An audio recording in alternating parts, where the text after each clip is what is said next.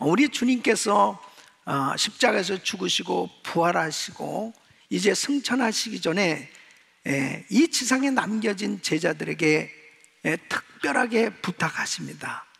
주님께서 부탁하신 이 말씀은 바로 세계 선교를 감당하라는 것입니다. 그래서 주님의 지상 명령은 세계 선교인 것입니다. 마태복음 28장 19절로 20절 보면 그러므로 너희는 가서 모든 족속으로 제자를 삼아 아버지와 아들과 성령의 이름으로 세례를 주고 내가 너에게 분부한 모든 것을 가르쳐 지키게 하라. 볼지어다 세상 끝날까지 너희와 항상 함께 있으리라 하시니. 그래서 이 원문을 보면 주동사인 이 제자를 삼으라는 이 말은 명령형, 명령체로 쓰여져 있습니다. 또 마가복음 16장에 보면 15절에 제자들에게 이렇게 말씀하셨어요. 너희는 온 천하에 다니며 만민에게 복음을 전파하라. 이 복음을 전파라도 역시 명령형, 명령체로 쓰여진 것을 보게 됩니다. 그래서 복음을 전하라. 너희는 가서 모든 족속 제자를 삼으라. 바로 선교하라고 말씀을 하시는데 사도행전 1장 4절에 보면 사도와 같이 모이사 저에게 분부하여 가라사대. 이 분부하다 또 명령체입니다. 무엇을 명령하셨냐면 예루살렘 떠나지 말고 내게 들은 바 아버지의 약속하신 것을 기다리라. 이제 갈릴리 고향으로 가지 말고 예루살렘에 머물라. 왜 예루살렘에 머물러야 할까요? 성령 받으라는 것이죠. 아버지가 약속하신 건 몇 날이부터 성령으로 세례를 받으리니 이 성령 꼭 받아야 된다는 것입니다. 그럼 왜 성령을 그렇게 받으라고 명령을 하실까요? 성령 받아야 선교 사명 감당할 수 있기 때문입니다. 그래서 사도행전 1장 8절에 오직 성령이 너희에게 임하시면 너희가 권능 받고 예루살렘과 온 유대 사마리아 땅끝까지 이르러 내 증인이 되리라 하시니라. 성령을 받아야 그리스도의 증인으로 살 수 있다는 거죠. 이 성령 받아야 주님께서 명령하신 이 선교의 사명을 감당할 수 있기 때문에 성령 받을 것을 말씀하신 것입니다. 그래서 예수님께서 승천하시면서 이 제자들에게 유언과 같이 이렇게 중요한 분부한 말씀은 선교하라는 것입니다. 그러니까 이 선교에 대한 이 말씀은 권면이 아니에요. 이것은 고려사항이나 선택사항이 아니고 반드시 해야 될 사명이요, 바로 선교 명령인 것을 말씀하고 있습니다. 그러니까 선교는 해도 되고 안 해도 되는 것이 아니고 반드시 성도가 해야 될 사명인 줄로 믿습니다. 그래서 하나님께서 이 선교의 사명을 감당한 국가, 선교의 사명을 정말 감당하기 위해서 순종한 개인, 교회에 놀라운 복을 주시는 것을 볼 수 있습니다. 여러분, 우리가 살고 있는 이 미국이 그렇습니다. 미국은 전 세계에서 정말 믿음의 사람들이 몰려온 곳이에요. 바로 선교사들이 몰려온 곳이 바로 미국이요, 또 이 미국은 전 세계에 가장 많은 선교사를 파송하고 있는 나라가 바로 미국입니다. 그래서 하나님은 이 미국을 축복하신 거예요. 이 역사가 이렇게 짧음에도 불구하고 전 세계 가장 강대한 나라로, 그리고 기름지고 부유한 나라로 하나님께서 이 미국을 축복해 주셨습니다. 대한민국도 역시 마찬가지입니다.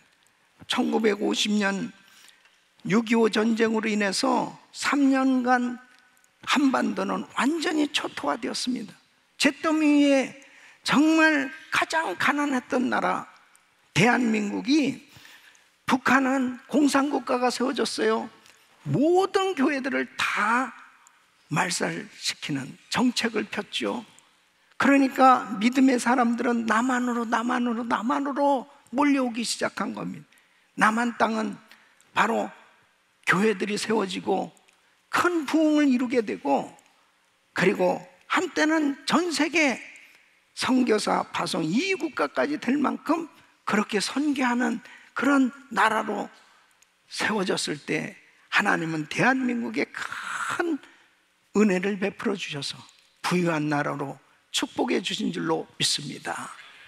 여러분, 선교하는 나라, 선교하는 개인, 선교하는 사업장 하나님께서 책임져 주시고 축복해 주시는 겁니다.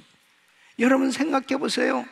이 선교는 하나님 일인데, 아니 하나님께서 자기 일하는 그 사람을 기뻐하시지 않겠습니까? 선교하기 때문에 정말 잠도 제대로 자지 못하고 핍박을 당하기도 하고 어려움을 당하기도 하고 선교하기 위해서 정말 희생하고 헌신하는 그 개인이나 교회를 우리 주님이 얼마나 기뻐하시겠어요? 야, 너희가 내 일을 하기 위해서 이렇게 수고하는구나. 너희가 내 일을 하기 위해서 이렇게 고생하는구나. 너희가 내 일을 하기 위해서 이렇게도 정말 고통을 당하면서까지도 일을 감당하고 있구나. 그러니까 우리 주님이 너무너무 기뻐하시는 것입니다. 선교하는 교회, 선교하는 개인, 주님 책임져 주시는 것입니다.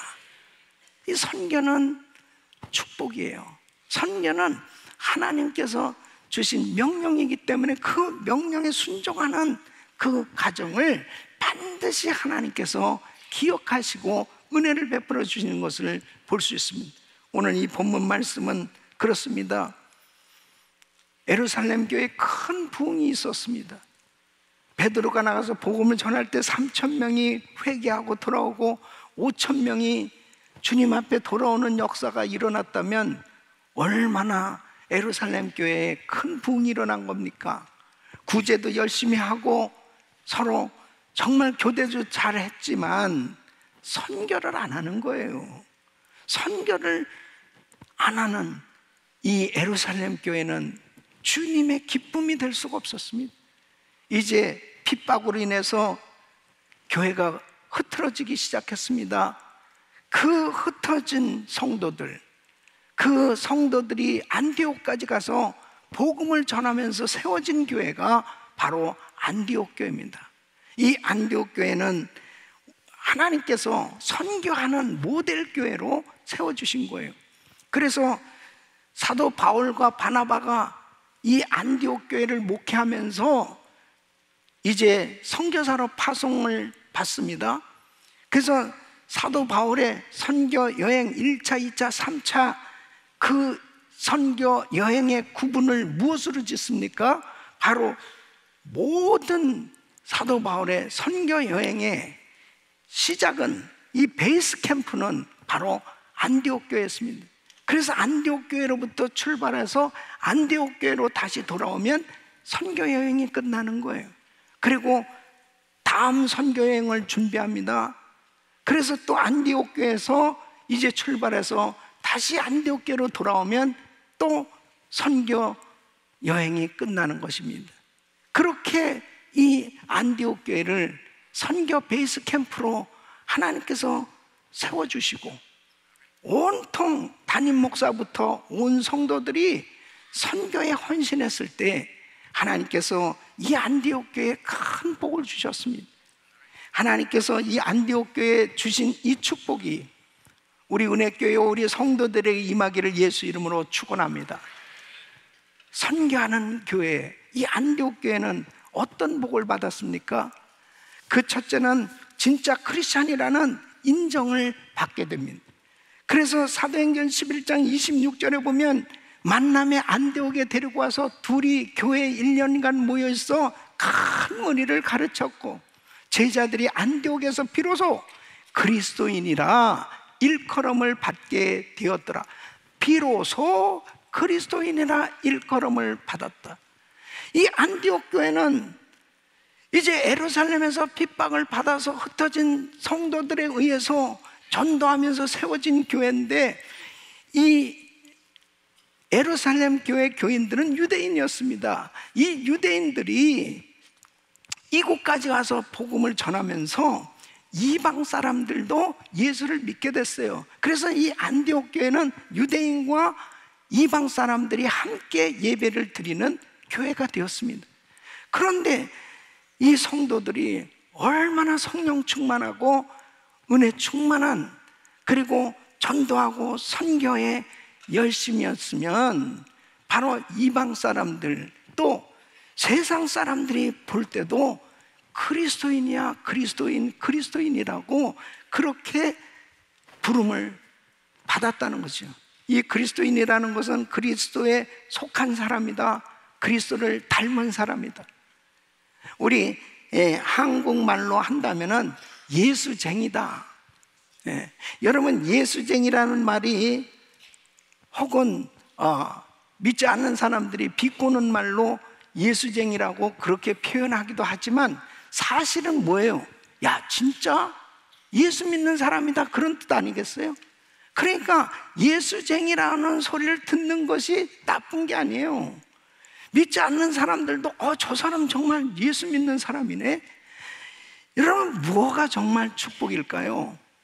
물질을 많이, 정말 그 소득이 많아서 큰 부자가 되었다 할더라도 예수 믿는 사람이 물질을 많이 가진 것 때문에 그가 성공한 것이 아니고, 정말 그 물질을 많이 가지고 있어도 예수 믿는 사람일까? 저 사람 정말 예수 믿는 사람일까? 그렇게 퀘스천 마크가 붙여진 그런 신앙생활을 한다면 그건 축복이 될 수 없는 거예요. 어떤 사람들이 보더라도 저 사람 정말 예수 믿는 사람이다, 예수 믿는 사람이야, 그런 소리를 들어야 그게 복이에요.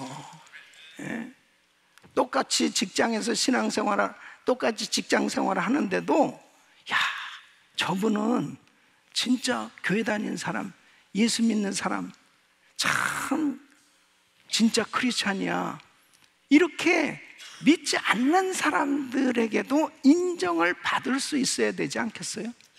바로 그것이 진짜 축복이다는. 이 안디옥 교회 성도들은 이렇게 선교하고 복음 전하니까 하나님께서 그들에게 은혜를 베풀어 주셨습니다. 믿지 않는 사람들이 보더라도 야, 정말 진짜 크리스찬이야. 예수님은 죄인들을 구원하시기 위해서, 영혼 구원 위해서 이 땅까지 오셨습니다. 주님이 십자가에서 그 가진 희생을 치르시면서 구원의 길을 열어놓으신 것은 오직 영혼 구원을 위해서입니다. 바로 예수를 믿는다는 것은, 믿고 선교한다는 것은 주님의 심장을 깨닫고 주님같이 살려고 노력할 때 바로 우리 주님의 은혜로 그리스도 향기가 바래지는 거죠. 그래서 삶을 통해서 예수가 전해지는 거죠. 정말 예수 믿는구나, 저 사람 예수 믿는, 그러면서 복음이 전해지는 겁니다. 사랑하는 성도 여러분, 뭐가 진짜 축복일까요? 우리의 삶을 통해서 예수가 전해지고, 그리고 믿지 않는 사람들조차도 당신은 진짜 크리스천이라고 그렇게 인정해주는, 인정을 받을 수 있다면 그것이 축복인 줄로 믿습니다. 두 번째는 바로 이 안디옥 교회는 흉년에도 나눠주는 교회가 되었습니다. 사도행전 11장 28절로 30절 말씀 보면, 그 중에 아가보라 하는 한 사람이 일어나 성령으로 말하되 천하가 크게 흉년들리라 하더니 글라우디오 때에 그렇게 되니라. 제자들이 각각 그 힘대로 유대에 사는 형제들에게 부조를 보내기로 작정하고 이를 실행하여 바나바와 사울의 손으로 장로들에게 보내니라. 이 아가보라고는 선지자가 이 안디옥까지 예루살렘에서 온 거예요. 그러면서 이 예언 기도를 하는데, 앞으로 이제 큰 흉년이 올 것이다. 근데 정말 그 예언한 대로 이 클라우디오스, 이 로마 황제 때 흉년이 왔습니다. 그래가지고 얼마나 다 사람들이 살기 어렵겠습니까? 사실 안디옥 교회도 얼마나 힘들었겠어요. 그런데 예루살렘 교회가 그렇게 힘들다고 하는 이야기를 듣고 그 모교회를 위해서 이 안디옥 교회를 중심으로 해서 주변 교회들이 모금을 하기 시작합니다. 그 성금을 모아가지고 이제 바울과 바나바를 통해서 이 예루살렘에 전달되는 것을 보게 됩니다.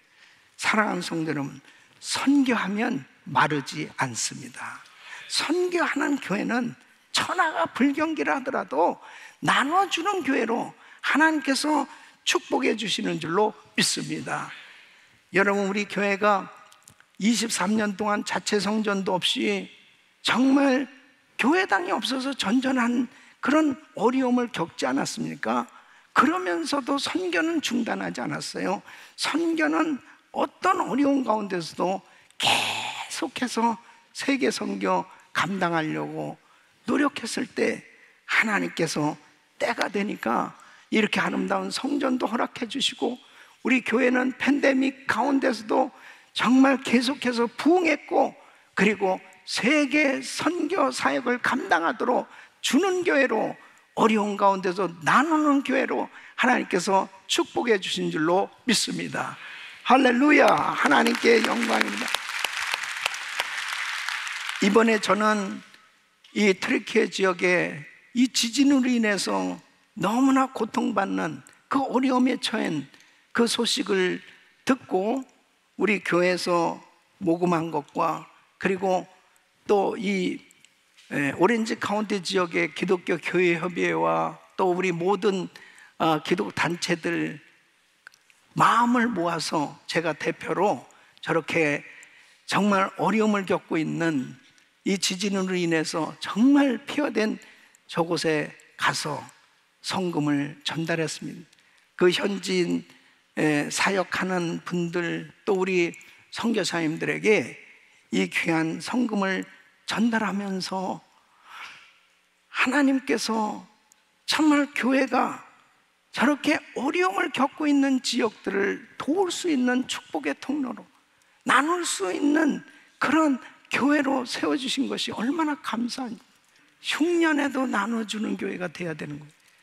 흉년에도 다 불황이라고 그러고 힘들고 어려운 가운데서도 선교하고, 그리고 나눠줄 수 있는 가정, 사업장, 교회 되시기를 예수 이름으로 축원합니다.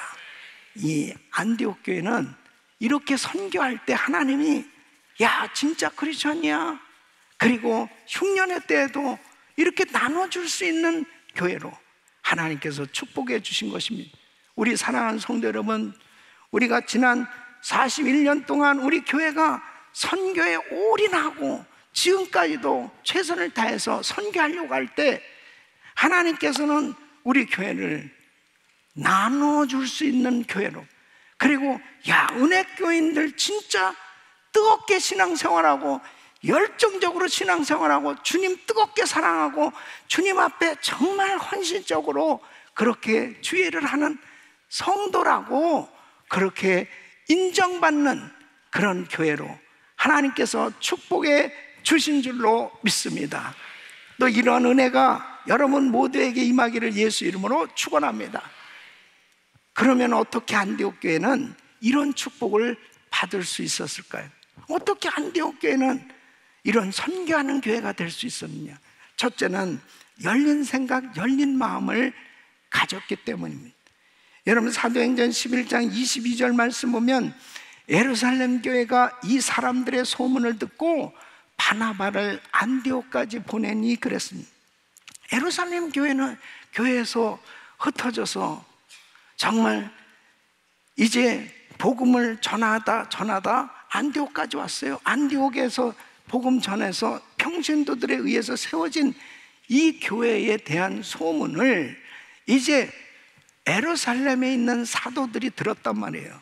그리고 자 목사님 보내주세요, 그렇게 요청이 된 겁니다. 그리고 어떤 사람을 보낼까 하다가 이제 바나바를 파송하기로 결정한 겁니다. 근데 그때 당시에 예루살렘 사도들은 사실 유대교 전통에 얽매여 있었습니다. 그래서 이 유대교 전통은 예수를 믿지만 사실 이방인들과 교제하지 않습니다. 이방인과 같이 먹지도 않고 이방인의 집에 들어가지도 않는 그런 편협한 민족주의 가운데 유대인들에게만 복음을 전하는 그런 상황이었습니다. 뭘 할 수 있어요?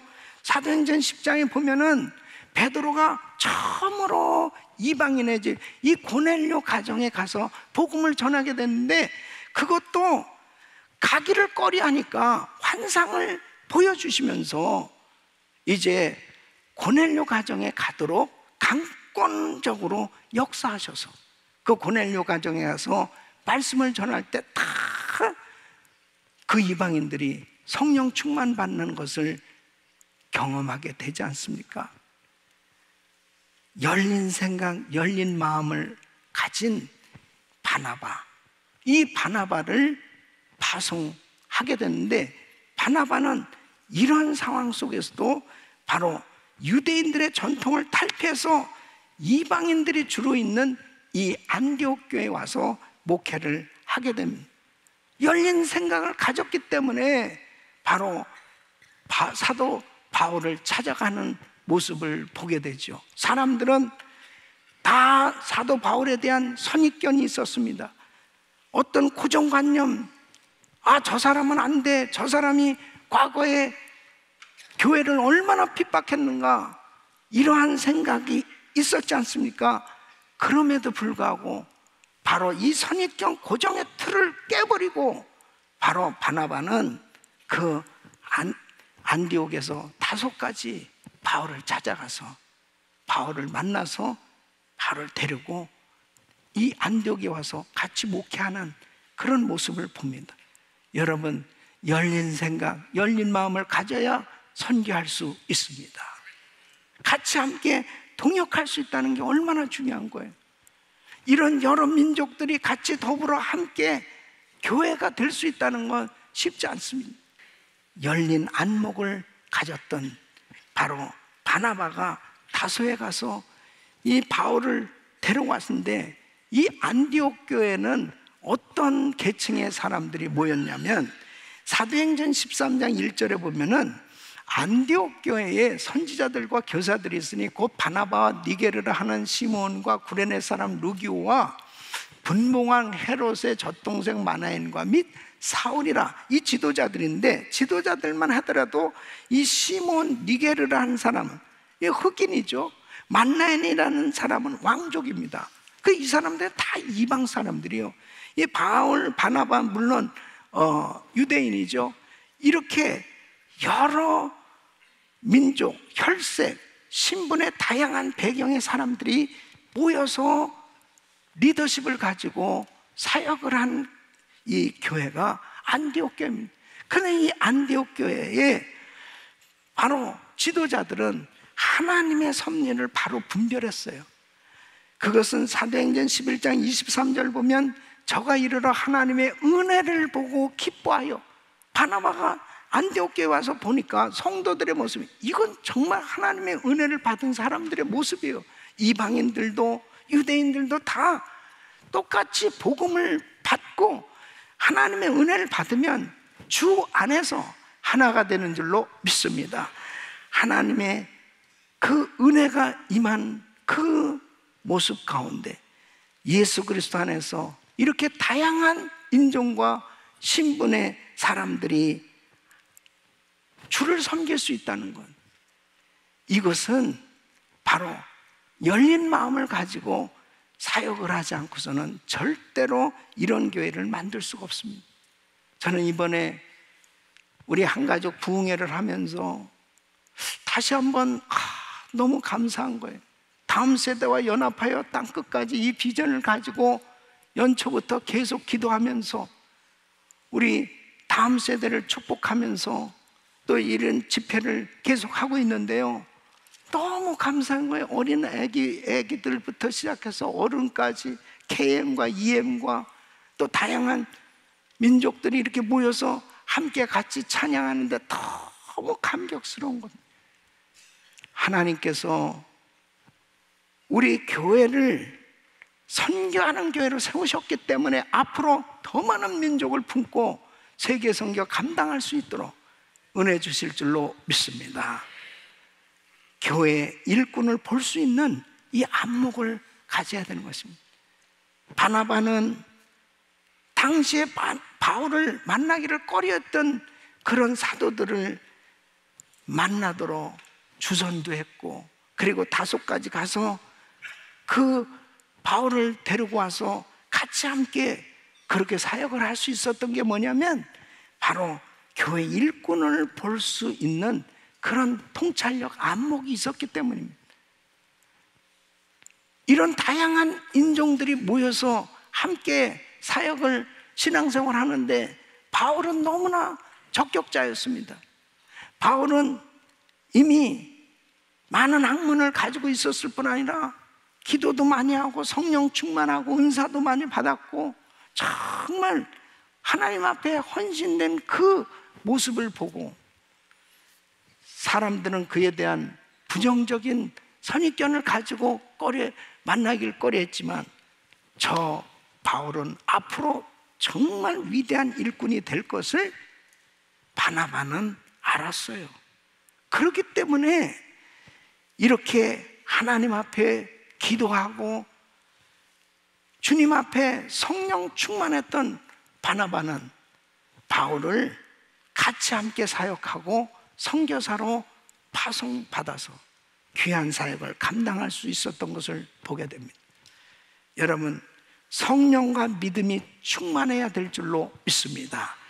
그래서 사도행전 11장 24절 말씀은 바나바는 착한 사람이여 성령과 믿음이 충만한 자라 이에 큰 무리가 주께 더하더라.